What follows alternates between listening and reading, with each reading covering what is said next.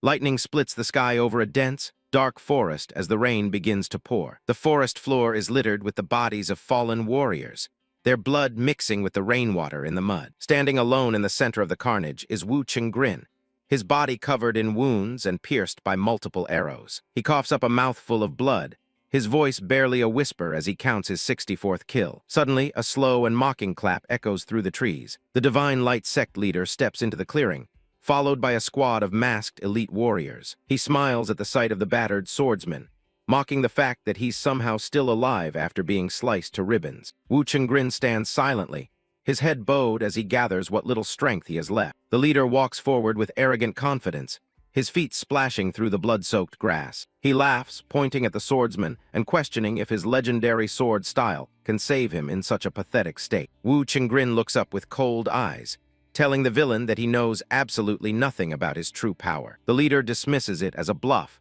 certain that the man before him is only seconds away from death. He gives the order, and the masked elites leap into the air with their blades drawn to finish the job. Raindrops are scattered by the sudden movement of a blade, dripping with fresh blood. Wu Chengrin unleashes a devastating circular strike, carving through the rain and his attackers in a single motion. More bodies hit the ground as he calmly updates his kill count to 67. He stares down the remaining enemies, noting that half of the Divine Light sect's elites have already perished by his hand. The leader remains unfazed, considering the loss of his men a fair trade for eliminating the man once called the future's greatest. He jumps into the air, creating distance as he prepares his own final attack. He lands lightly on the wet ground, a wicked grin spreading across his face. The remaining masked warriors start to circle back, leaving their leader to face the swordsman alone. Wu Chengrin lets out a sharp exhale, his body trembling from the strain and blood loss. The leader taunts him further, betting that the swordsman can't even swing his blade one more time. Wu Chengrin tells him he's talking too much,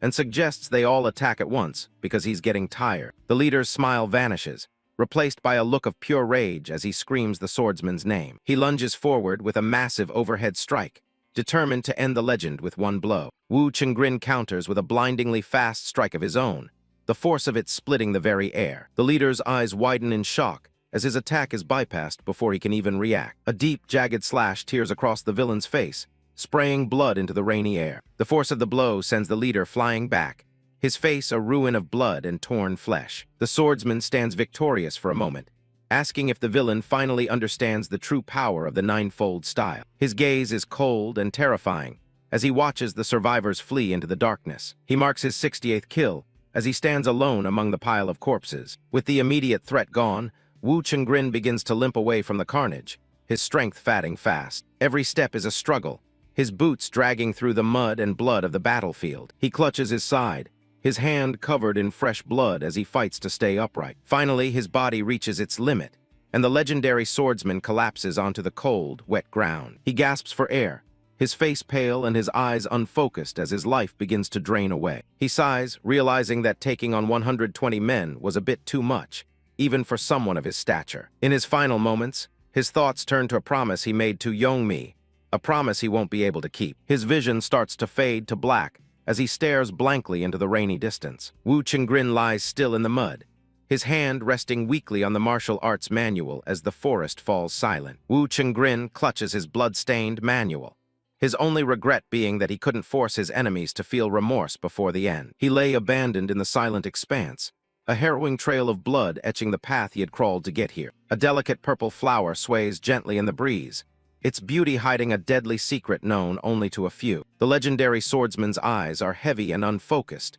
weighted down by the impending approach of death. A young boy named Yahello appears from the shadows, holding out the poisonous flower with a hollow, weary look in his eyes. Wu Chengrin manages a weak, bloody smile as he looks up at the child and asks about the strange grass he's holding. Yahello warns him with surprising bluntness not to eat the plant, no matter how desperate or hungry he might feel. He explains that while it acts as a powerful painkiller, the poison is so subtle that a person will die without ever realizing they've been compromised.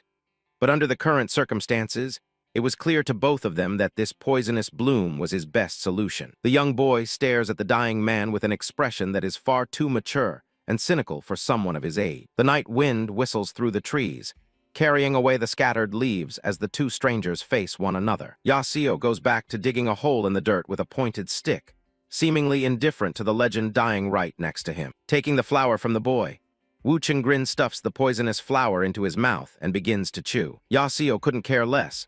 He kept on digging, his pace growing more frantic as if he were in a race against Chengrin's fatting life. The swordsman swallows the bitter medicine and asks the boy for his name. The boy looks down at the mud and quietly identifies himself as Yasuo. Wu Chengrin notes how the boy handles the concept of death with such ease, guessing that he's already had to bury his own family. He tells Yasuo to stop his digging for a moment and give him his full attention. He holds out the 9-fold soul-shattering sword manual, its cover heavily stained by his own blood. He believes that someone with a heart as hardened as Yasuo's might actually be able to master the secrets within. He urges the boy to take the legacy and use it to carve out a place for himself in the world. Yasuo isn't impressed by the offer and flatly refuses, asking for food instead of a blood-soaked book. He points out that becoming a martial arts master just seems to lead to a lonely, miserable death in the dirt. A faint smile plays across the swordsman's lips as the boy's blunt, cynical words hit home. Suddenly, Wu Chengrin bursts into a fit of genuine, ragged laughter that shakes his entire body. He realizes the kid is right.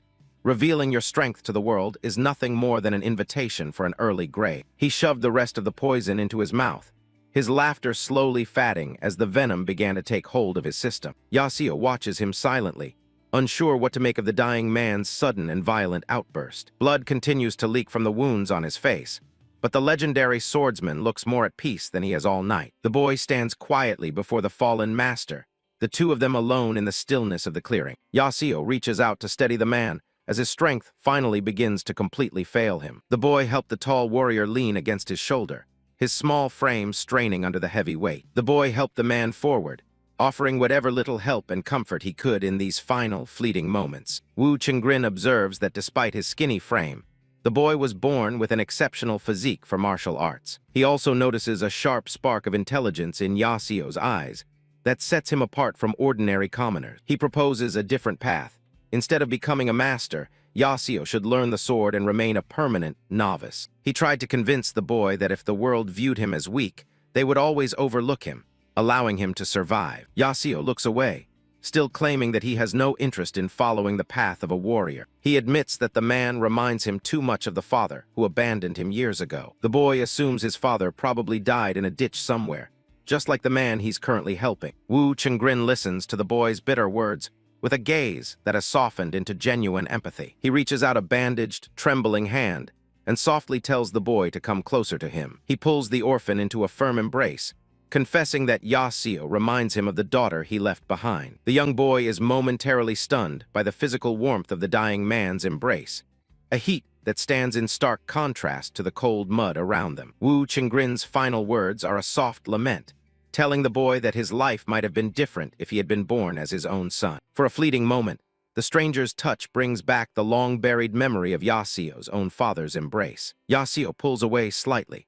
his eyes wide as he realizes the life is finally draining out of the legendary warrior. The great swordsman slumps against the boy one last time before his body goes limp, the arrows in his back a grim testament to his final battle. Wu Chengrin collapses into the dirt with a final, echoing command for the boy to live his life as a hidden novice. Yasuo stands frozen over the body, the reality of the legendary man's death slowly beginning to sink into his young mind. The man he met by pure coincidence has passed away, leaving the boy alone in the quiet forest once more. The only thing remaining is the blood-stained manual, a legacy of power left behind by a man who died just as miserably as any commoner. 15 years pass, and the young boy has grown into a lean, sharp-eyed man who carries himself with the quiet confidence of a hidden master. Yasuo has spent the intervening decade and a half relentlessly practicing the techniques found within the old manual. He quickly discovered that most of the advanced sword forms were far too complex and difficult to understand without proper guidance. To compensate, he began to omit the parts he couldn't grasp,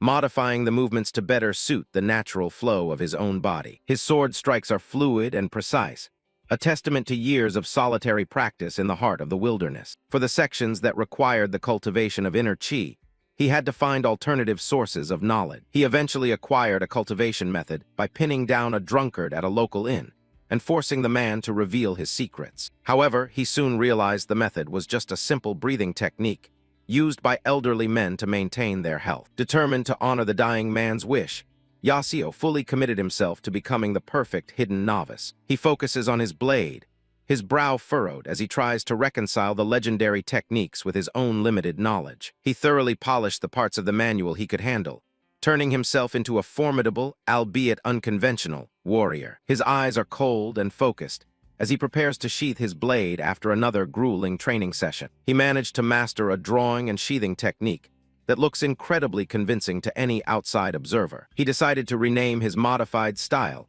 the Tenfold Soul Training Sword, to reflect its personal evolution. The new forms had become so different from the original manual that they were no longer recognizable as the Ninefold style. He unsheathed his sword with a sharp mechanical click that echoed through the clearing. He lashes out with a sudden strike, his movements a blur of speed and controlled aggression. But despite the impressive appearance of his forms, the actual destructive power of his technique is surprisingly lacking. Yasuo scratches his cheek with a sheepish grin, fully aware that his masterful display was mostly for show. He practices his dramatic poses, wondering if he needs to raise his arms slightly more to truly look like a legendary master. Satisfied with his performance for the day, he turns his thoughts toward finding a hot bowl of soup and some rice. But as he turned to walk away, he had no idea that his training session had left a deep, clean vertical split straight through the massive tree he was using as a target. A pair of boots steps onto a vibrant red carpet, heading toward a grand destination. Yasuo looks down with the heavy, focused gaze of a man who's seen it all. He knows that for an ordinary person, meeting a true master is a once-in-a-lifetime event. These legends have the power to move nations and shake the very foundations of the earth. In this grand hall, lines of warriors form a path, waiting for a presence that commands respect. Each step is deliberate, carrying the weight of a reputation that precedes him. Men bow their heads and clasp their hands, showing the ultimate sign of deference to a superior. Yasuo walks through the parting crowd like a god among men, his face a mask of calm authority. He looks like the ultimate martial arts master, ready to take on the world. But inside, he's absolutely panicking. The truth is, this guy is nothing but a total novice. Welcome to Fort Manryang, a massive recruitment hub where every martial artist in the land is gathering. Yasuo joins the line at the registration desk, keeping his master persona dialed all the way up. The registration officer looks up from his scroll and asks for the name of the new recruit. Yasuo stares back with an intense, narrow gaze that would make a lesser man tremble. The old man waits for a response, brush poised and ready to record his details. Instead of speaking, Yasuo decides to show off a little, grabbing the brush right out of the officer's hand. He leans over the scroll, concentrating as if he's about to transcribe a legendary martial manual. He writes his name with such elegance and speed that the ink barely has time to dry. The officer is stunned. Finding a common wanderer who can read and write is like finding a needle in a haystack. He starts to wonder if this guy is secretly from one of those fancy orthodox sects. Yasuo just smiles. The truth is, his name and a few fake techniques are the only things he knows how to write. Now for the finishing touch, coming up with a cool-sounding name for his non-existent martial art. He settles on the Dark Star Escort Sword, writing it out in a style that looks incredibly prestigious. The officer mumbles the name to himself, looking confused because he's never heard of it, but he's too impressed to care. Yasuo asks if there's a problem with his application, his tone flat and unwavering. The officer quickly clears him and tells him to head over to Blue Room 19, a place for mid-tier masters. As soon as he's in the clear, Yasuo loses it. The plan worked. He won't have to worry about food for a long time. He quickly composes himself and nods, pretending like getting into the high-status rooms was expected. The Blue Room is the sweet spot, better than the basic dorms, but not as dangerous as where the top grandmasters hang out. He walks down the corridor, looking for his room number while trying to blend in with the other warriors. His strategy is simple. Lie low, eat as much free food as he can, and bail before the tournament actually starts. A heavenly scent wafts from the kitchen, and for a second, Yasuo's master facade almost crumbles from pure joy. He steps into his new quarters, but he's not alone. Two other martial artists are already there mid-meal. Simjiol and Sogukai stop eating and hit him with the most intense, soul-piercing glares imaginable. Yasuo realizes instantly that these guys are going to be a huge pain in the neck if he gets on their bad side. The servant gave him a bright, welcoming smile, greeting him and inviting him to join the meal. He keeps a close eye on them, trying to figure out if they've already seen through his act. The only sound in the room is the steady trickle of water as a cup is filled, adding to the thick tension. Simjiol leans forward, his gaze locked onto Yasuo as he demands to know his name. Yasuo takes a deep breath and introduces himself smoothly, drawing on years of practice staying calm under pressure. He knows that the more he talks, the more likely it is that he'll trip up and expose his lack of skill. Even if he doesn't look like a legendary grandmaster, he has to make sure they don't see him as the novice he really is. A hand firmly sets a white cup on the table, the clink echoing in the quiet room. Yasuo nods, keeping his voice steady as he acknowledges their gaze. Simjiol gestures to himself and his companion, introducing So Gukai with a smirk that seems to challenge the newcomer. He watches Yasuo's reaction closely, looking for any sign of hesitation. Yasuo takes a slow sip from his cup, appearing unbothered as he tells them to wait a moment. Internally, he's already scanning his memory for anything useful about these two. So Gukai leans in, his expression sharpening as he asks the million-dollar question. What sect does Yasuo hail from? The tension in the room ratchets up another notch. Yasuo plays the modest wanderer, claiming he's never found a proper sect and only knows his family's secret sword arts. It's a classic bluff designed to keep his true lack of skill hidden. So Gukai drains his cup, mentioning that they are from the Chang'an region in Shanxi. He seems satisfied with his own status, barely giving Yasuo a second thought for now. Yasuo jumps on the mention of Chang'an, immediately asking if they belong to the famous Jiangnam sect. He knows that showing off a bit of Jianghu knowledge is the best way to earn their respect. He maintains a confident grin, knowing that in this world, survival often depends on how well you can talk your way out of a corner. Identifying their sect just from their hometown is a master move. Simjiol confirms his guess with a proud look, and Yasuo can feel the trap he set starting to work. The atmosphere in the room shifts from suspicious to slightly more welcoming. Yasuo leans in with a look of intense focus, ready to drop the next piece of his plan. He knows exactly which legendary figure to mention to really seal the deal. He starts spinning a tale about a battle he supposedly witnessed, where masters of the Mount Hua sect were being cut down like autumn leaves. His voice is full of false reverence as he speaks. Then he mentions Taoist Wu Hyun appearing and making the enemy disappear without a trace.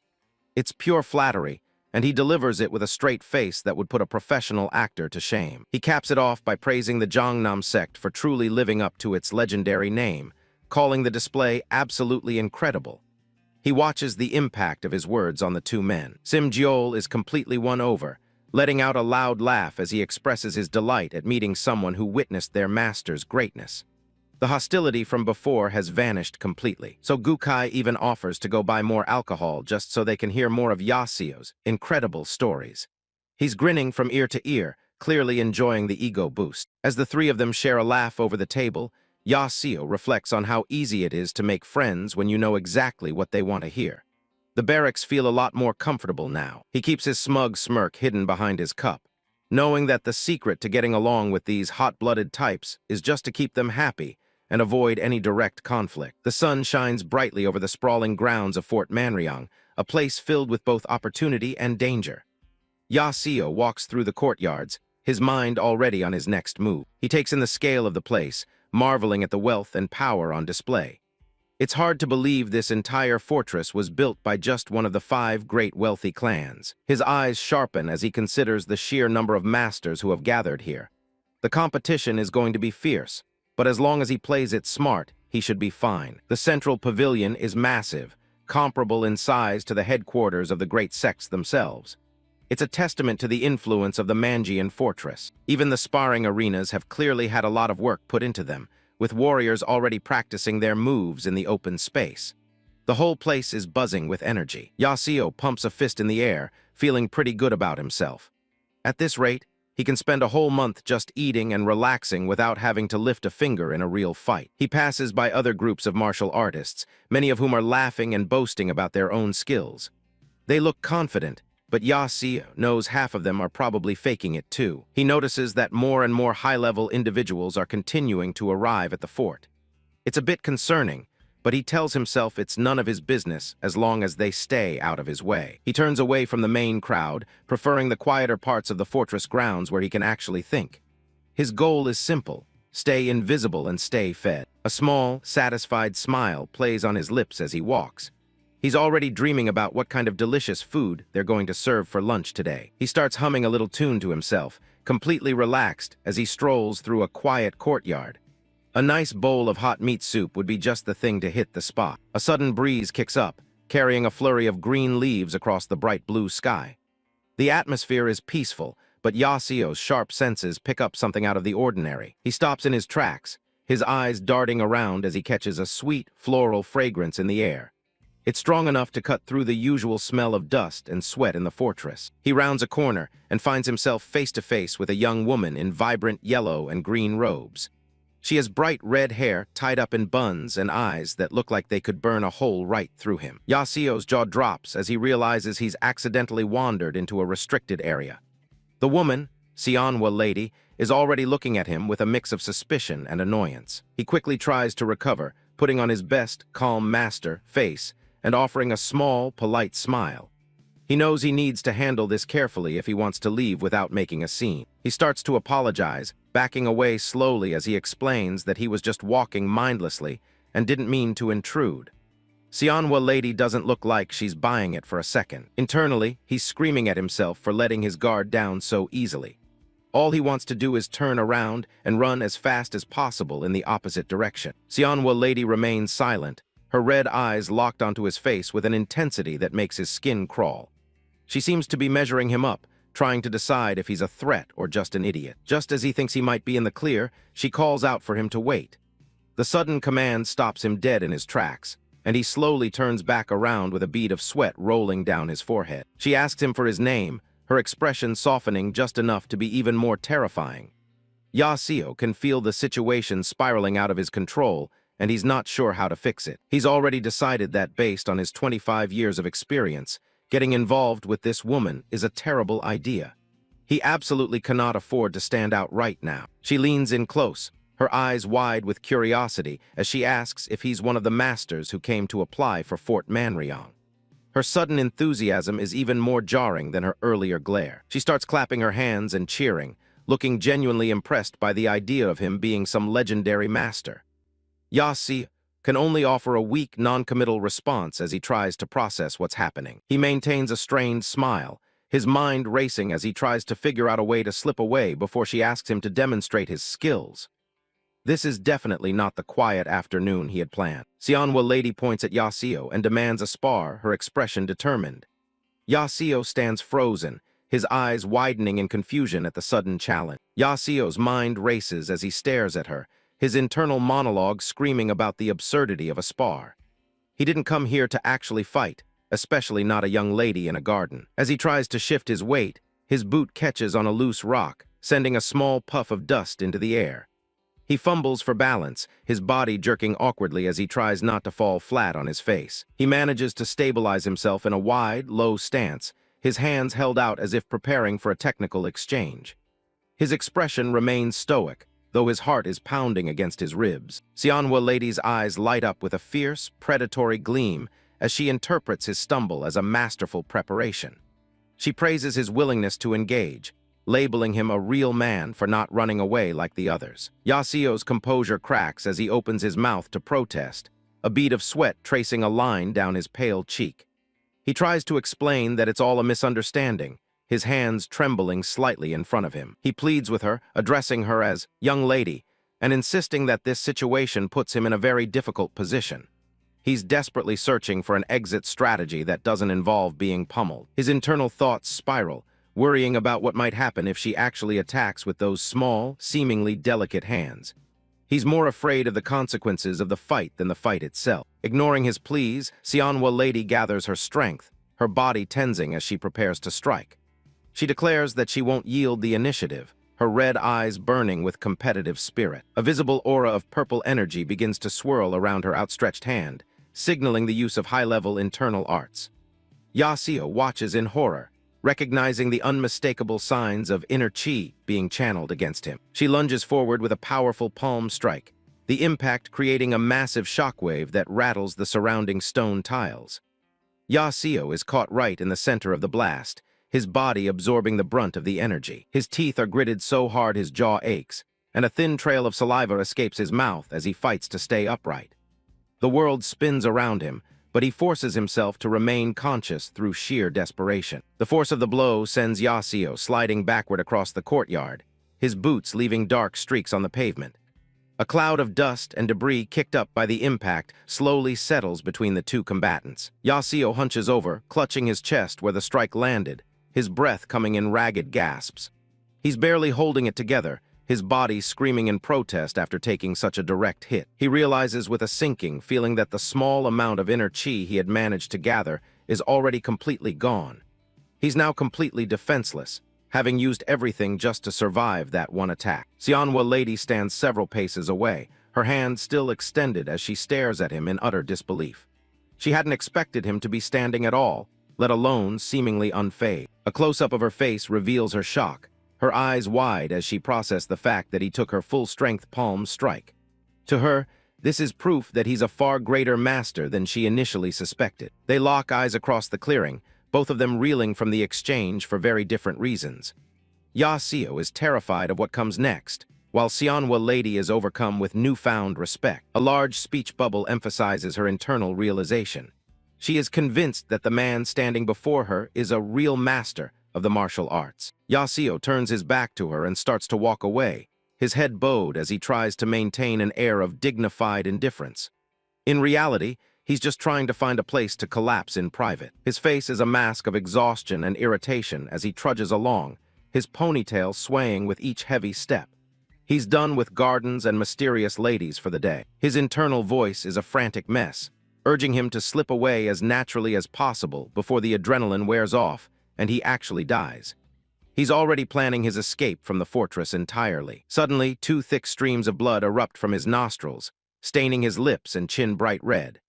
He stares blankly ahead, the physical toll of the palm strike finally manifesting in the most embarrassing way possible. Manhwa lady pumps her fists in the air, her face lit up with a triumphant, joyful grin. She cheers, satisfied that even a master like him couldn't completely withstand her unique Manhwa palm art. Yahello quickly covers his nose with his hand, trying to hide the mess while stammering out a hollow compliment about her skill.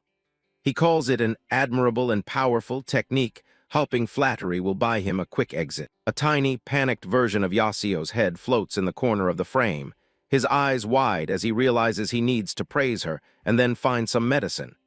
He's desperate for a tenfold supreme tonic to fix the damage. She reaches out and offers him a handful of white cotton wadding to plug the bleeding, her expression surprisingly helpful.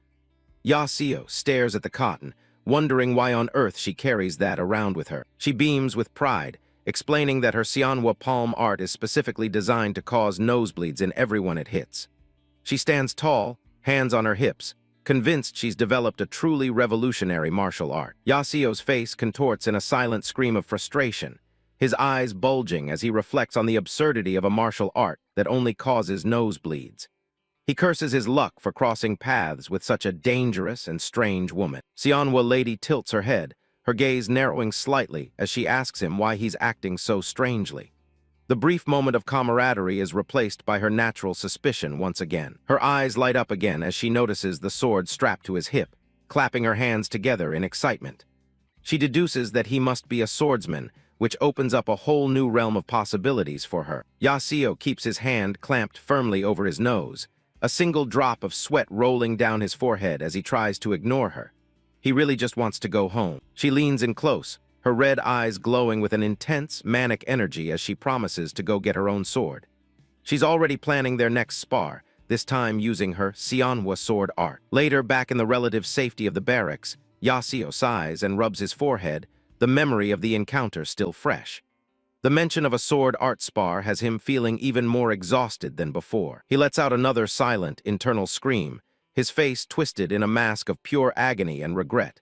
He's convinced he messed with the absolutely wrong person, and there's no turning back now. He sits quietly at a wooden table in the dim light of the room, slowly drawing his sword from its scabbard.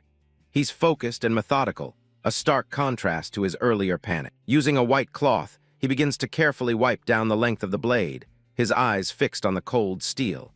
It's a repetitive, calming motion that helps him regain his composure. He tells himself that simply by properly caring for his weapon, he can project the aura of a true master to those around him. It's another layer of the bluff he's forced to maintain. A close-up shows his hand gripped tightly around the hilt as he finishes the polishing, his knuckles slightly white. The sword reflects the soft light filtering through the room's paper screens. The blade gleams with a sharp, silver light, and for a moment, his own determined eye is reflected in the polished surface. He looks every bit the master he's pretending to be. From across the room, Sim Jeol and So Gukai watch him with genuine admiration, their expressions full of respect.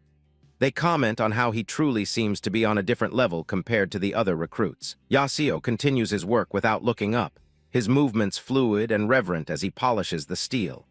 To his companions, he looks like an artist totally absorbed in his craft, unaware of the audience he's captivated. Yasuo looks down at his sword with a small, knowing smile playing on his lips.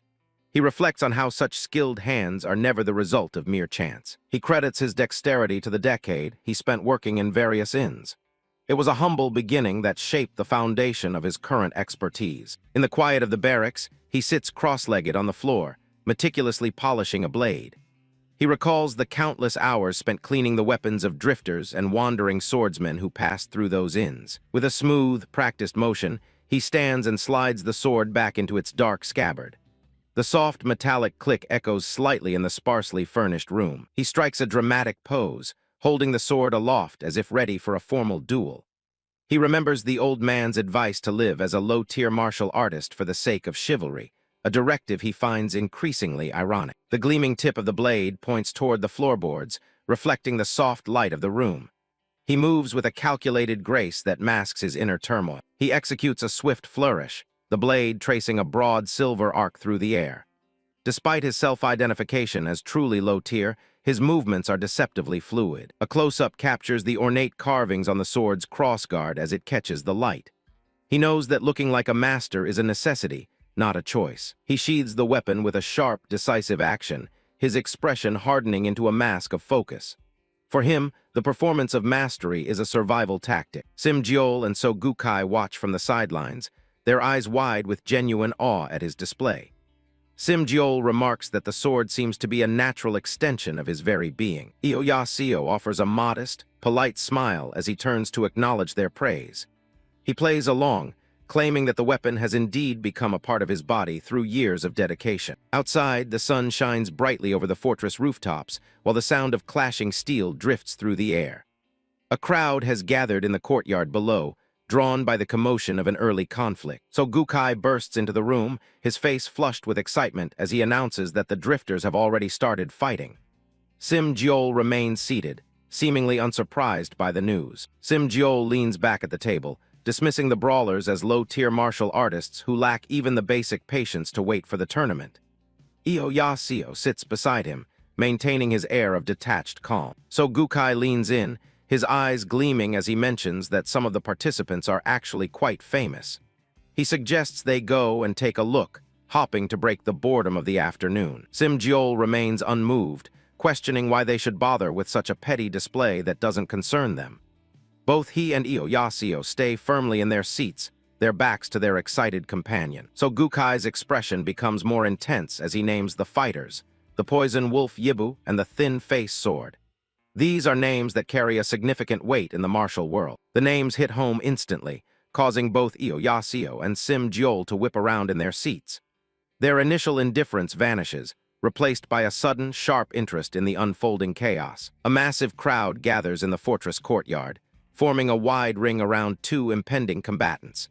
The air is thick with anticipation as everyone waits for the duel between the well-known drifter martial artists to begin. Within the throng of spectators, a mysterious figure in a dark cloak adjusts his hood. He remains silent, his focused gaze fixed on the center of the ring where the fight is about to unfold. So Gukai notes the growing excitement, commenting on the rumors surrounding the two skilled fighters. Standing beside him, Yasuo and Sim Jeol watch the spectacle, taking in the intense atmosphere of the gathering. Poison Wolf Yibu takes his stance in the center of the arena, his heavy, blood-stained cleaver resting in his hand. Chains rattle against his arm as he prepares for the initial clash. A close-up of Yibu reveals his cold, calculating gaze behind a single yellow-tinted lens. He grits his teeth, looking every bit the ruthless warrior his reputation suggests. Across from him, thin-face sword offers a cocky smirk, clearly unfazed by his opponent's imposing presence. He rests a hand on his hilt, ready to utilize his agile and refined style. Thin-face sword moves first, lunging forward with a speed that blurs his form against the stone tiles. He keeps low to the ground, aiming to end the duel with a single, precise strike. His blade cuts through the air with a sharp whistle, leaving a trail of light in its wake. The sheer velocity of the swing highlights his mastery of the quick-draw technique. The two drifters clash in the center of the courtyard, sparks flying as steel meets heavy iron. Thin-Faced Sword maintains a relentless pace, testing his opponent's defenses with a flurry of agile movements. Yibu tightens his grip on the handle of his massive cleaver, weathering the storm of quick strikes. He waits for the perfect moment to deliver a counterattack that will end the fight in one blow. The heavy weapon crashes into the ground with explosive force, shattering the stone tiles and sending debris flying. Despite the missed connection, the sheer power behind the swing is enough to make the crowd gasp. Yibu follows up with another powerful horizontal sweep, forcing his opponent to stay on the defensive. He swings the massive blade as if it were weightless, showing off his immense physical strength. Back in the crowd, Gukai turns to Sim Jeol, curious about his assessment of the two fighters. They both lean in, eager to hear which of the drifters has the better chance of winning. Sim Jeol studies the combatants intently, his eyes following every movement. He notes that in terms of pure technique, Thin-Faced Sword is clearly the more skilled of the two. He figures that the longer the duel drags on, the more it will favor the man with the superior swordsmanship. It seems like a logical conclusion given the current flow of the battle. However, Yahello interjects with a different perspective, stating that the advantage actually lies with Poison Wolf Yibu. His roommates look at him with surprise, taken aback by his unexpected prediction. Sim Jeol is skeptical, arguing that the swordsman seems to have much stronger inner energy. He finds it hard to believe that raw power could overcome such a clear technical gap. Yahello simply offers a confident smirk, telling them they'll know the answer soon enough. He advises them to keep watching as the duel enters its final stage. The trio focuses their attention back on the arena, watching as the two martial artists continue their high-stakes dance. The crowd's cheers grow louder as the outcome of the fight remains uncertain. Thin-Faced Sword is clearly starting to struggle, sweat pouring down his face as his movements lose their initial sharpness. His ragged breathing indicates that his stamina is reaching its breaking point. Yibu's relentless pressure finally pays off, his massive cleaver slamming against the swordsman's blade and pushing it back. The raw weight of the weapon is starting to overwhelm the more agile fighter's defenses. Exhausted and unable to maintain his pace, the swordsman is forced into a desperate retreat.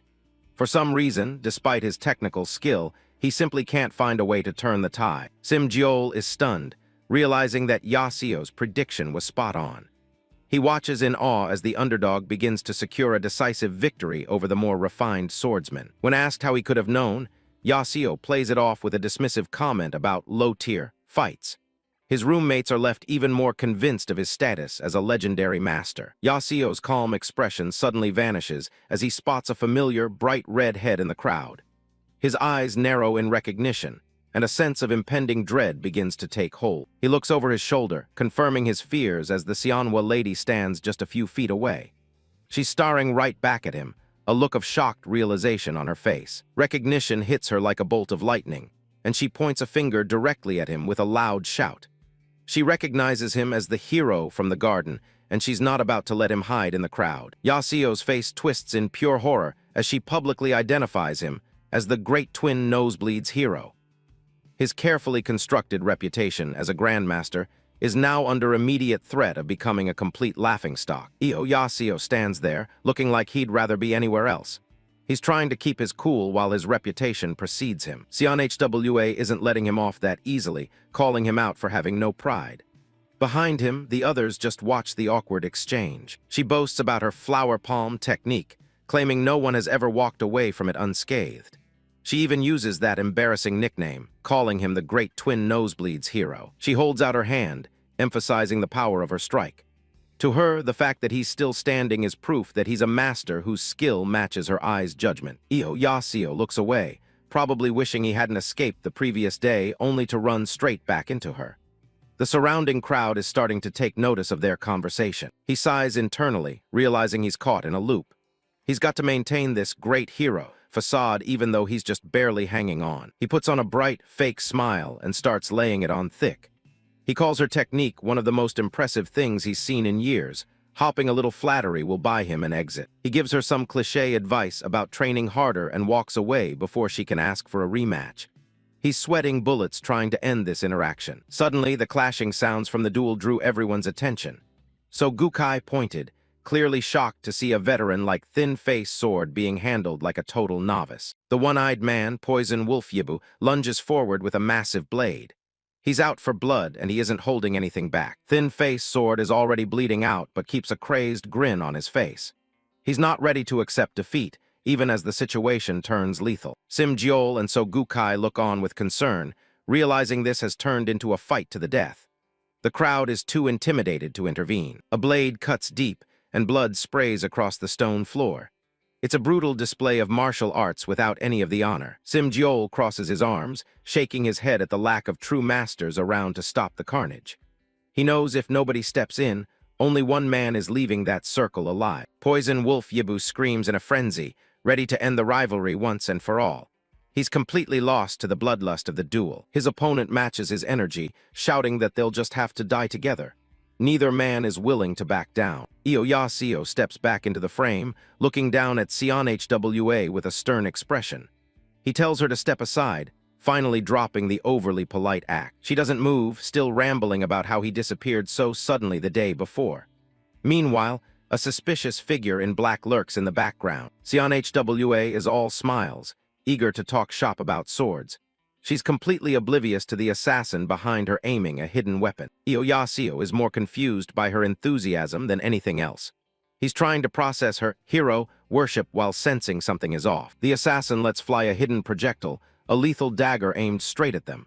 It cuts through the air with terrifying speed. Yahello spots the weapon at the last second, his eyes widening in alarm. He realizes this isn't part of the street fight. He moves with incredible speed, his hand already reaching for his blade. He's forced to drop the act and actually use the skills he's been pretending to have. He shouts a warning to Hwa as the projectiles whistle toward her. The air around the daggers hums with concentrated energy. Hwa is stunned by his reaction time, thinking he's answering her request for a discussion with direct action.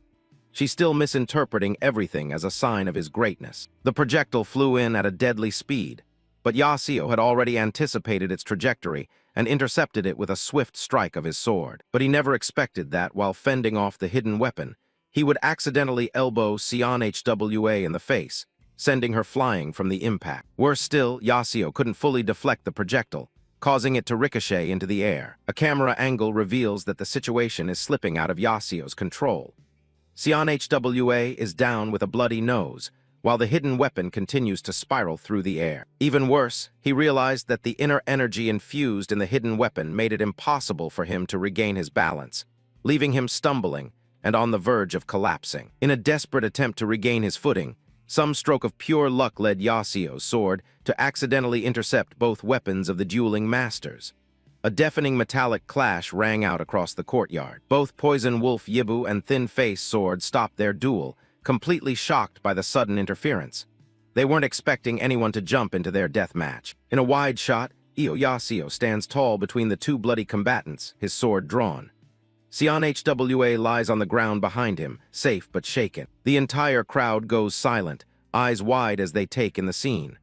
Nobody expected the hero to actually step into the middle of such a mess. Simjeol and Sogukai are just as stunned as everyone else. They can't believe he's actually putting his life on the line to stop the fight. Yahello projects an intense aura, even as he's internally reeling from the shock of the situation. He's completely locked into the role now, like it or not. He holds his ground, blocking both sides with a single, fluid movement. The energy from his intervention sends ripples through the air. He remains focused, his eyes darting between his two opponents to make sure neither of them makes a move. He's the only thing standing between them and certain death. Poison Wolf Yibu and Thin-Face Sword stare him down, their own weapons lowered in confusion. The sudden shift in power has completely derailed their duel. The onlookers start whispering and shouting, realizing that the great twin nosebleeds hero just made his move. His reputation is reaching a whole new level. One of the hidden daggers clatters to the floor, its energy finally spent. It's a silent reminder of the assassination attempt that just failed. Back in the shadows, the masked assassin clicks his tongue in annoyance. Seeing that his mission has failed, he prepares to retreat back into the darkness. The blades clash with a violent ring, blue energy spiraling out from the point of impact. Yahello looks on in pure panic, feeling the raw pressure of the clashing inner energies surging right toward him. His hand trembles as he grips his own hilt, realizing he can't hold back the tide of power much longer. Poison Wolf Yibu is beyond reason, declaring that he'll burn the rest of his inner energy just to take his rival down. Iyasio screams for them to stop, knowing that kind of desperate move is going to end in a disaster for everyone. Thin-Faced Sword doesn't care, goading his opponent to bring everything he's got with a crazed, defiant grin. Both men let out a blood-curdling roar as they prepare to release their final, most destructive attacks. Iyasio loses it, cursing his terrible luck as he realizes he's stuck right in the center of their mutual suicide pact. He wonders how his simple plan for a free meal ever spiraled into this life-or-death nightmare. A blinding pillar of blue light erupts into the night sky, marking the release of a massive amount of power. The onlookers are absolutely floored, convinced they're witnessing a true master manifesting legendary sword chi. Iyasio is actually holding them both apart, his sword catching both of their massive blades in a desperate display of suppression. But up close, his eyes are wide with a different kind of horror. This wasn't some grand master move. The resulting backlash is massive, an explosion of pure energy that tosses both duelists back like ragdolls. Iyasio is caught right in the blast radius, his own scream lost in the deafening sound of the discharge. His sword is ripped from his grip, spinning uselessly through the air as the dust begins to settle. At that very moment, the assassin struck again, launching another dagger towards Hwa. Hwa freezes as she realizes a dagger, glowing with vibrant pink chi, is flying straight toward her. She looks back, terror etched on her face as the projectile comes closer. A sword flashes through the air, intercepting the hidden weapon just inches away from her face. The courtyard is a mess of broken stone and fallen bodies, with both duelists and Iyasio sprawled out on the ground. Yasio's sword is still spinning through the air after having just intercepted the hidden weapon. Hwa's eyes widen in horror as she looks at her savior, finally realizing how close she came to death. The surrounding crowd is equally stunned, their eyes glued to the wooden pillar where the assassin's dagger is embedded. So Gukai looks at the scene in awe, convinced that Brother Io just saved the day with a master-level technique. Simjiol is equally impressed, nodding that it took incredible skill to suppress those two and block a hidden weapon at the same time. Later, Iyasio lies unconscious in a guest room, his face pale as the others wonder about his true identity. Simjiol and So Gukai stand over him, their respect for the man growing as they discuss his heroic intervention. Iyasio's eyes flutter open, his heart sinking as he listens to them talk about his supposedly master-level performance. So Gukai notices him stirring and leans in close, relieved that their resident hero is finally coming to. Internally, Iyasio is kicking himself, mortified that he actually fainted from the strain and looked like a weakling. He clutches the sheets, desperately trying to think of a cool excuse that isn't just that he got scared and his body gave out. He sits up and rubs his head, seriously considering just sneaking out the window before things get even weirder. So Gukai is practically beaming with admiration, telling him how deeply moved he was by his selfless actions. He praises him for throwing himself into the crossfire without a moment's hesitation to save those two idiots from killing each other. The memories of the chaotic fight come rushing back to Iyasio, and he realizes he's in way over his head. He realizes his low-profile life is officially over, and the situation has become a total, irreparable mess. He sits on the edge of the bed, dejected that he let his emotions drag him into a fight he had no business being in. So Gukai leans in and whispers that the entire fort is already gossiping about his incredible, heroic feat. He drops the biggest bombshell yet.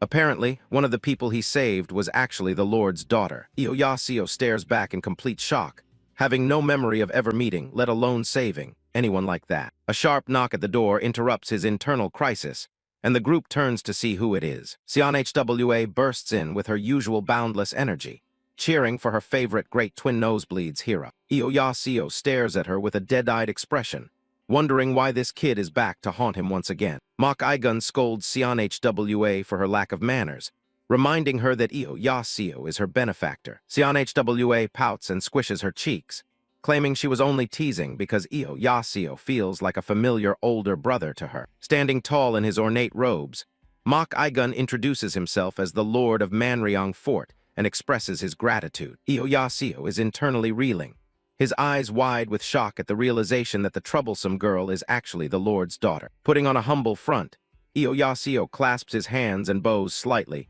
dismissing his actions as mere coincidence. A sharp, calculative glint appears in Iyasio's eyes as he realizes the sheer magnitude of the opportunity presented to him. He quickly weighs his options, wondering if he should just ask for a straightforward cash reward for his services. With a sly, hidden grin, he decides that asking for money would be too transparent and aims for something more valuable. Wide shot of the room where Sim Jeol and So Gukai stand by as Mach Igun offers a reward to Iyoseo, asking if money is what he desires. Iyoseo places a hand over his heart and bows his head, acting the part of a selfless warrior who doesn't care for wealth. Mach Igun is visibly surprised by the refusal and offers an official position as a warrior within the fort instead. Maintaining his facade, Iyoseo claims that his warrior's pride wouldn't allow him to accept such an easy advancement. Internally, he's in a cold sweat, knowing he's far too inexperienced to actually hold a position as an official warrior. Mach Igun strokes his mustache,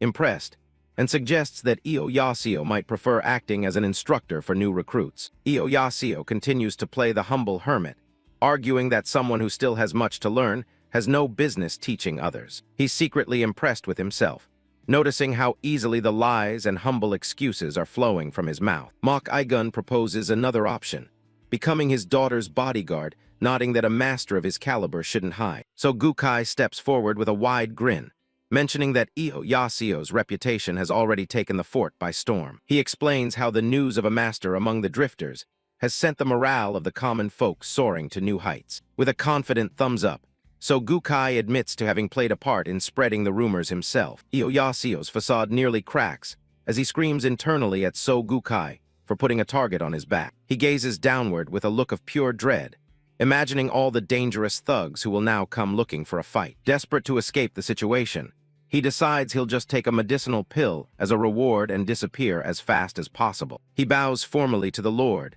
declining the bodyguard offer by claiming he has a different destiny to fulfill. Mach Igun looks on thoughtfully, promising to grant any reasonable request Iyoseo might have in mind. Iyoseo prepares to make his move, his expression becoming serious as he gets ready to ask for his prize. A faint, hopeful smile touches his lips as he begins to request a small medicinal elixir to boost his strength. Sion Hwa suddenly leaps onto her father's back, cutting off Iyoseo mid-sentence as Mach Igun tries to maintain order. Mach Igun looks at him with a piercing, somewhat skeptical gaze, repeating the word elixir with a strange tone. He asks if Iyoseo is truly one of those pathetic swordsmen who rely on drugs rather than hard work to grow stronger. Iyoseo freezes, his pupils shrinking in shock as he realizes he's accidentally walked into a major social faux pas. Sim Jeol and the others look on with judging or expectant expressions as Iyoseo struggles to explain his request. Iyoseo remains motionless,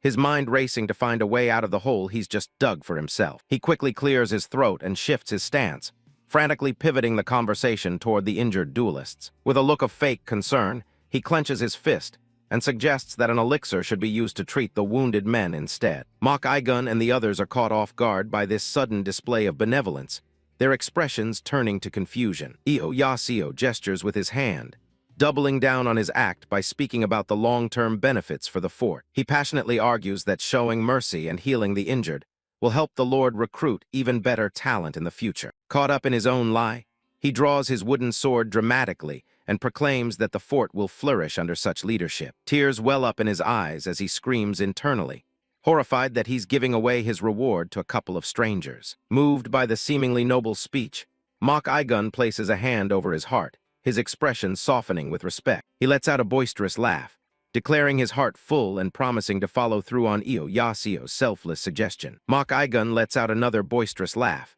genuinely impressed by Iyoseo's seemingly noble and selfless heart. Iyoseo slumps his shoulders, his soul practically escaping through his mouth as he curses his own big mouth and the rumors now surrounding him. His ears perk up as Mach Igun insists that he cannot let a warrior of such caliber leave without some form of compensation. Spreading his arms wide with a grand gesture, the Lord of Manryong Fort promises to prepare a gift that will be worthy of Iyoseo's status. Mach Igun leans in slightly, his expression hardening into a stern but friendly look as he warns that he will take it as an insult if his friend refuses this gift. A cold sweat breaks out on Iyoseo's face, his eyes darting around as he realizes he's getting sucked into a situation he desperately wanted to avoid. Standing amidst his followers, Mach Igun repeats that his heart is truly full, looking down at the young swordsman with newfound respect. The Lord reaches deep into the folds of his ornate black and gold robes, searching for something hidden within. He pulls out a small, sharp needle resting on a white cloth and presents it to Yahello, asking if he recognizes the object. Yahello's eyes widen in recognition as he identifies it as a blood-soaked needle, a legendary secret weapon belonging to the Tang clan. A memory flashes through his mind, recalling a similar weapon used by an assassin named Gui On-sam back at an inn. Mok Igun holds the needle up to the light, nodding that only someone with exceptional knowledge and skill would be able to identify such a rare tool. An image of a past victim appears, revealing the terrifying power of the needle as it pierces through anyone like a cannonball once infused with chi. The needle is shown piercing through a master's defensive aura like a hot knife through butter, a testament to the Tang clan's lethal ingenuity. Twirling the needle between his fingers, Mok Igun explains that the weapon is useless to anyone who lacks sufficient internal strength to activate it. His expression turns grave as he notes that the Tang clan are his secret backers, meaning they would have absolutely no reason to target his daughter. The realization hits Yahello like a physical blow, his expression turning blank as the Lord suggests that the assassin's real target was actually him. Yahello immediately begins to panic, shaking his head and clutching his hair while insisting that he is far too insignificant to have enemies. He continues his frantic denial, claiming his only goal in life is to stay out of trouble and avoid picking fights with anyone at all costs. His gaze drops to the floor, his eyes narrowing as he realizes that the more he tries to untangle himself, the deeper he gets dragged into this conspiracy. Overwhelmed by the potential headache of the situation, Yahello clutches his head and lets out a weary groan, looking like he's about to faint. Mok Igun gives him a knowing smile and decides to end the conversation for now, realizing that he's placed too much burden on an injured man. Hwa pops her head back into the room with a cheerful grin, reminding her hero that his tournament matches begin tomorrow and he needs to sleep. Yahello plops down on his bed, the weight of his fake reputation finally catching up to him. He's safe in his room for now, but the walls of Fort Manryong are starting to feel a bit too thin. He sits there in silence, head bowed, as he processes everything that's happened. The bluff was supposed to be simple, but things are spiraling out of control faster than he can keep up with. His eyes go wide as the realization hits him like a freight train. The tournament matches start tomorrow, and he's definitely not ready for any real action. Outside, the sun is high over the grand rooftops of the fort. It's a beautiful day, but for a guy who's just faking his way through life, it looks like the beginning of a nightmare. He quickly grabs his sword, deciding that staying here is a one-way ticket to humiliation and death. He needs to vanish before anyone expects him to actually draw that blade. A bead of sweat rolls down his face as he plots his escape. It's a shame to leave without any reward, but his life is worth way more than a few coins. He tightens his grip on the hilt, heart racing as he prepares to make a run for it. One wrong move and his whole facade comes crashing down. Just as he's about to bolt, a loud yawn stops him in his tracks. So Gukai is already awake, stretching his arms and greeting Yahello like they're old pals. Yahello forced a calm expression, acting like he's just stepping out to enjoy the morning air.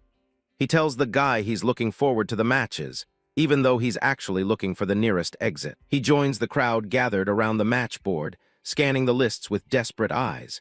Everyone around him is buzzing with excitement for the upcoming fights. The other martial artists spot him immediately, whispering about the master who showed up yesterday. They think he's here to scope out the competition, which only adds to his stress. He lets out a massive sigh of relief when he sees his name isn't on the list for day 2. That means one more day of free meat soup and a little more time to plan his getaway. His celebration is cut short when he checks the day 3 roster. He points a finger at the board, his jaw dropping as he sees a very familiar name. Thin-Face Sword is on the list, and Yahello recognizes the name instantly. This is getting way more complicated than he ever intended. He remembers the guy, a brutal fighter who took an axe to the shoulder and didn't even flinch. If that's the kind of person he's up against, he's in serious trouble. The thought of facing someone that terrifying has him grit his teeth in pure panic.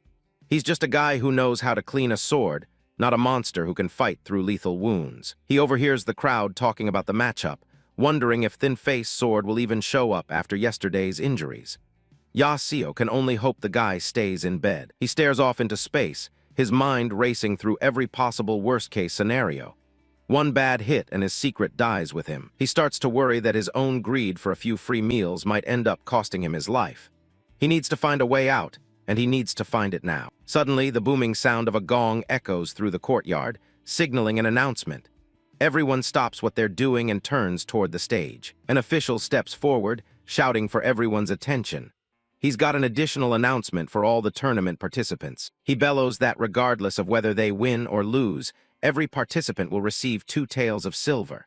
The crowd goes wild at the news. Yahello's eyes light up as he does the math. 2 taels is enough to live like a king at a cheap inn for months. He can practically taste the luxury. His plan changes instantly. He'll wait until the match starts, forfeit immediately, and walk away with the cash. It's the perfect low-effort payday. Suddenly, he feels a presence behind him. A pair of eyes peeks over his shoulder, and a chill runs down his spine. He spins around to find Manhwa hovering right behind him. She's grinning ear to ear, clearly happy to have found him again. "Great twin nosebleeds, hero," she shouts at the top of her lungs. Yahello wishes the ground would just open up and swallow him whole. He literally starts to blur from the sheer shock and embarrassment of it all. His secret nickname is out, and there's no taking it back. He clutches his head in frustration, wondering why this girl keeps popping up at the worst possible moments. She's like a walking disaster for his reputation. Yahello tries to make a quick getaway, but Manhwa is right on his heels. Every step he takes, she takes one too, matching his pace perfectly. He stops and turns, asking her why she's following him.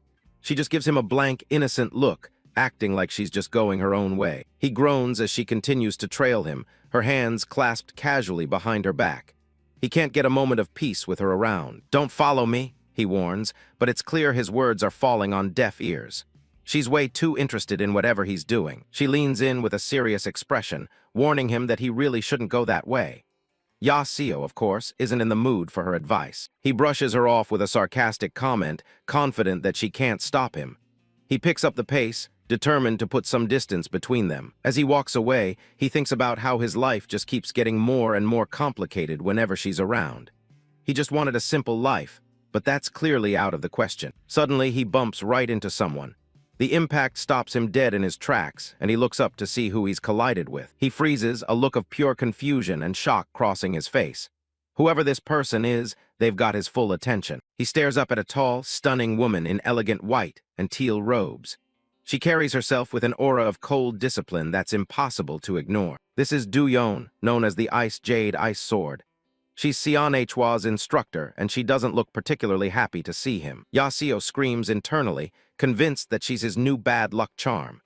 He's already in over his head, and now he's literally run into a real master. He quickly clasps his hands in a respectful bow, stuttering out an apology.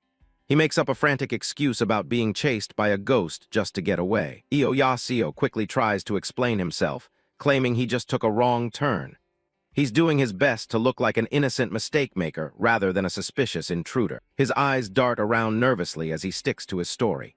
He's already deep in his own lies, so what's one more little fabrication to save his skin? Then he sees her clearly, Dronzer, the Ice Jade Ice Sword.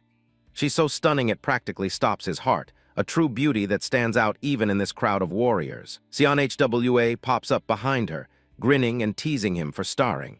She wonders if her instructor has something special on her face to attract such a long look. Yahello snaps out of it, sweating as he curses his bad luck. Of all the people to run into while trying to sneak around, it had to be her. Dronzer keeps her cool, informing him that this isn't exactly a public space. Still, she grants him permission to enter, looking down at him with those piercing eyes. Manhwa immediately grabs his arm, telling him he can't just walk out whenever he feels like it. She's way too energetic for someone Yahello is actively trying to avoid. Yahello just stands there with a blank expression, wondering where on earth she learned to be so pushy. He's completely at the mercy of this red-haired whirlwind. Dronzer quickly steps in, scolding Manhwa to mind her manners. She's the picture of discipline compared to her chaotic student. She introduces herself formally as the instructor and mentions hearing about how Yahello saved Manhwa's life. It seems his accidental heroics from earlier have already made the rounds. Yahello plays it off with a humble laugh, saying anyone would have done the same. He's bowing and scraping, trying to maintain the noble master facade while internally screaming. Dronzer's hand rests on her sword as she explains that even benefactors have to follow the rules of the fort. She isn't about to let him off the hook just because he's a hero. Yahello pleads for her to just let him go, insisting he truly didn't know where he was going. He's practically begging at this point, but she's not budging. Hwa throws a fit, shouting about how dozens of men try to sneak into her instructor's quarters every single day. Apparently, Do-yeon's beauty is a well-known problem. She warns that if they let him go easily, every man watching from the sidelines will try to rush the gates again. Yahello realization is setting in.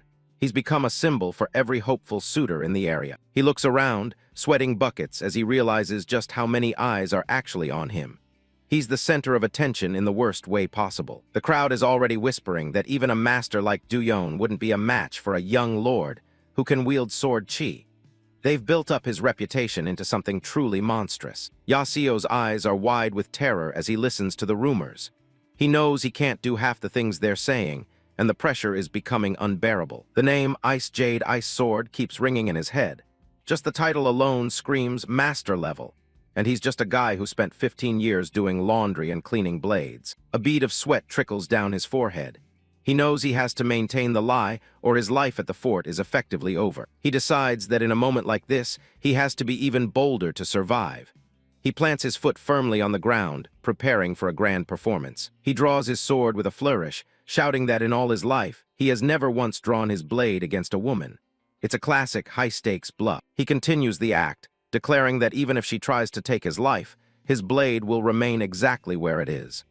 The onlookers are completely buying into his chivalrous display. Do-yeon's eye twitches in sheer annoyance. She can tell something is off, even if everyone else is swooning over his supposed noble heart. The men in the crowd nod in agreement, wondering how any man could point a sword at such a beauty. Some even say they'd rather be skewered by her themselves. While the crowd is distracted, Yahello is internally screaming for someone, anyone, to say something to end this. Do-yeon just slowly starts to draw her own blade, her expression unreadable. He loses it and screams that he has absolutely no designs on Do-yeon whatsoever. He's trying to clear his name before he gets into a fight he can't possibly win. That statement only made things worse. Hwa turns to look at her beautiful master in shock as Yahello continues his frantic denial. Do-yeon just stands there, her irritation radiating in waves. Yahello raises a hand, making a dramatic vow. He's going all in on his innocent traveler act, no matter how ridiculous it sounds. He shouts that he'll cut off his own leg if he ever shows his face around her again. It's an extreme promise, even for a guy as desperate as he is. Do-yeon's eyes narrow as she stares directly at his leg. But Yahello still hasn't realized that his words have genuinely infuriated her. She takes a slow step forward, her hand tightening on the hilt of her sword. The air around them seems to grow cold as she prepares to move. Yahello panics, realizing she's actually staring right at his leg like she's about to fulfill his vow for him. He's definitely said too much this time. He doubles down on his apology, shouting that he really just wandered in without thinking. He's practically vibrating with fear as she approaches. He clutches his chest, swearing on his life that he has zero interest in her. It's a desperate attempt to save his limbs and his dignity all at once. With a sharp click, Do-yeon draws her sword just an inch from its scabbard. The sound is like a death knell in the quiet courtyard. She looks at him with cold, calculating eyes and asks if his words are sincere. Yahello's life is hanging by a thread, and his next answer is everything. Namgung-wal doesn't hesitate, swinging her blade in a blinding arc that cuts through the air right in front of the guy. Yahello stands frozen as the cold steel whistles past his face, the force of the swing nearly knocking him back. She suddenly stops and pulls her sword back, looking surprisingly calm as she notes that his resolve seems genuine. Yahello is sweating bullets, staring at the sharp edge just inches from his throat while his heart tries to jump out of his chest. She finally sheathes her weapon and turns her back, deciding to take him at his word for once. The guy is internally screaming about how he almost died, though he can't help thinking that going out at the hands of a beauty wouldn't have been the worst way to go. Wal starts walking away, mentioning that she'll respect his wishes for now, even if she has her own rules to follow. She glances back over her shoulder, suggesting they settle their business during the official tournament instead. Yahello wastes zero time heading the other way, eager to put as much distance as possible between himself and that woman. All he can think about right now is finding a hot bowl of meat soup and a bed that isn't made of dirt. He sighs to himself, realizing that a grand reputation is pretty much worthless if you're 6 feet under. He mutters under his breath about how it's finally time to drop this act and get the hell out of here. Suddenly, his entourage started yelling from the sidelines, completely misreading the situation as usual. The mustachioed guy is practically moved to tears, convinced that Yasuo is leaving just to avoid being a burden to the lady. Yasuo doesn't even bother looking back, trudging along, convinced that CNHWA must have cursed him with eternal bad luck. He trudges through the training grounds alone, the wind blowing leaves past him as he plans his escape. He's worried he's getting way too involved in things that might actually reveal his true identity. He hangs his head, seriously considering if it's better to just disappear back into the mountains and train in peace. His thoughts are interrupted when he notices someone training nearby, looking like they're struggling. It's Sim Jiol, and he's swinging a massive blade with everything he's got, sweat flying everywhere. Sim's feet stomp heavily into the dirt, kicking up dust with every clumsy, forceful step he takes. The heavy weapon trails through the air as the muscular warrior tries to force a move that clearly isn't clicking. Watching from the shadows, Yasuo notes that the guy's form is a mess, like he learned it straight from a cheap book. Sim pauses his training, finally noticing that someone has been watching his terrible performance. He rests the massive sword on his shoulder and calls out, saying he's been looking for Brother Io all morning. Yasuo plays it cool, claiming he was just walking a lap to clear out some excess energy while he's wandering. Sim gets a serious look on his face, dropping the friendly act to ask for a huge favor. The guy actually swallows his pride and asks if Yasuo has any pointers for his technique. Yasuo is internally baffled that anyone would want advice from a low-tier nobody like him. He tries to dodge the request, pointing out that he's a swordsman and doesn't really know the first thing about greatswords. Sim Jiol isn't taking no for an answer, begging for just a single word of guidance from a supposed master. He clenches his pants in frustration, venting about how he trains until he's raw but still feels like he's hitting a wall. He slumps over, looking completely defeated while his giant sword leans against the ground next to him. The big guy stares at the dirt, wondering why he's not getting any better despite all the effort. Yasuo finally speaks up, asking Sim if he's ever wondered why he gets winded after only a few swings. Sim figures it must be a lack of stamina, or that his style relies way too much on brute strength. Yasuo just shakes his head, telling him flat out that he's wrong. He leans in close and asks if the guy actually bought a manual and taught himself everything he knows. Sim's eyes go wide in shock, stammering as he asks how Yasuo could possibly have known that. Yasuo just puts on a smug grin, internally laughing that he caught the guy pretending to be a direct disciple. He gives Sim a reassuring pat, promising that he won't breathe a word about the guy's little secret to anyone else. Sim Jiol looks like he just saw a miracle, bowing his head as he thanks him profusely for the mercy. Yasuo advises Sim to stop worrying about his feet for a second,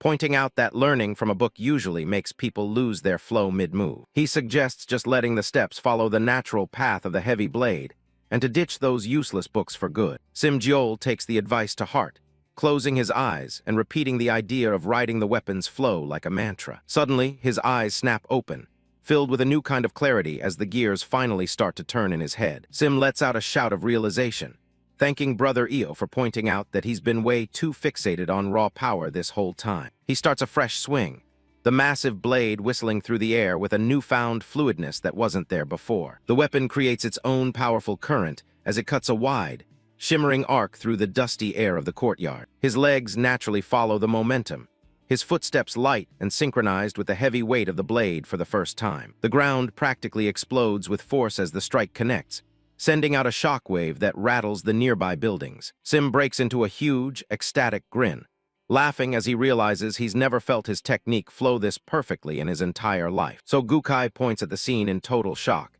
yelling that Sim's entire axe form has completely transformed in just a few minutes. Sim claps Yasuo on the shoulder, loudly crediting him for giving the true guidance that finally fixed his broken form. The bald guy is practically vibrating with excitement, calling this a once-in-a-lifetime, fortuitous encounter for his friend. Other martial artists nearby start pausing their own practice, whispering about the miracle they just witnessed in the training grounds. Word spreads fast as the other martial artists look on with pure jealousy, all wishing they could get a secret tip from the mysterious master. Yasuo looks like he wants to melt into the floor, realizing that the bald idiot is drawing way more unwanted attention to them again. So Gukai chases after him, shouting at the top of his lungs and asking where his new favorite master is headed in such a hurry. A high-angle shot shows two fighters clashing on a wooden stage, while a small crowd of spectators watches from the sidelines. Sim Jiol is back in the ring, putting his new moves to the test by burying his heavy blade into the wooden floor of the arena. Yasuo is watching from the edge of the stage,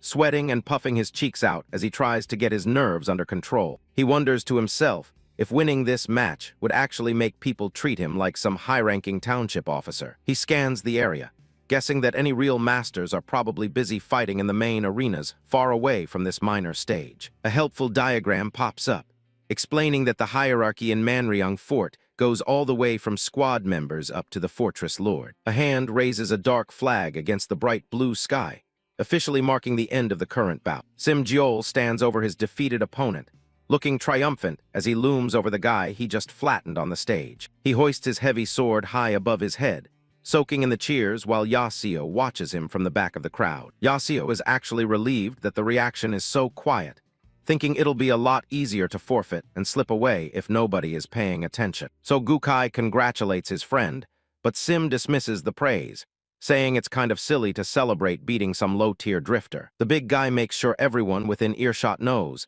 that his victory is entirely thanks to the guidance of Brother Io. Yasuo gives a half-hearted wave and some generic congratulations, looking like he's already halfway out the door. He figures he'll just go up, lose quickly while it's still quiet, and then finally get the hell out of this fortress for good. His plan for a quiet exit is looking better by the second, at least until he realizes someone is approaching him from the side. He turns his head with a confused look as a familiar figure stops right in front of him. Thin-Faced Sword gives a respectful bow and thanks the young master for everything he's done. The teal-haired warrior mentions that he healed up incredibly fast thanks to the elixir Yasuo gave him earlier. Yasuo is visibly embarrassed by the public display of gratitude, his face turning a little red as people start to stare. He stammers through a response, saying he's just glad the medicine actually worked as intended. Thin-Faced Sword gets a determined look, swearing that he won't bring any shame to Yasuo's name in their upcoming match. He shouts with pure passion, vowing to fight with every fiber of his being to show how much he's progressed. He bows deeply once more,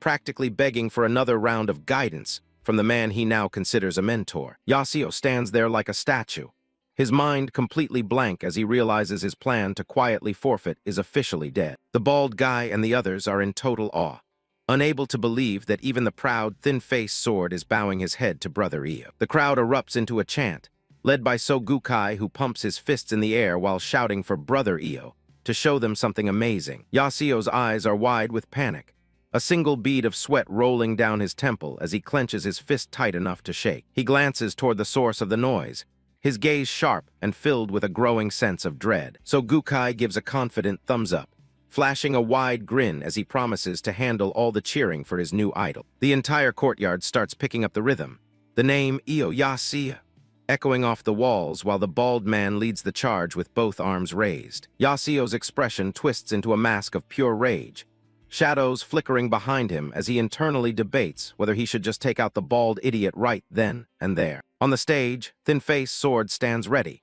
gesturing politely for Yasuo to join him for their inevitable duel. Each footstep feels heavy as Yasuo begins the slow climb up the stairs, the sound of his boots echoing against the stone. He settles his nerves, a grim determination settling on his face as he admits to himself that there's no way he can forfeit with everyone watching like this. His boots hit the wooden planks of the arena floor with a solid thud, marking the start of a fight he never actually wanted to have.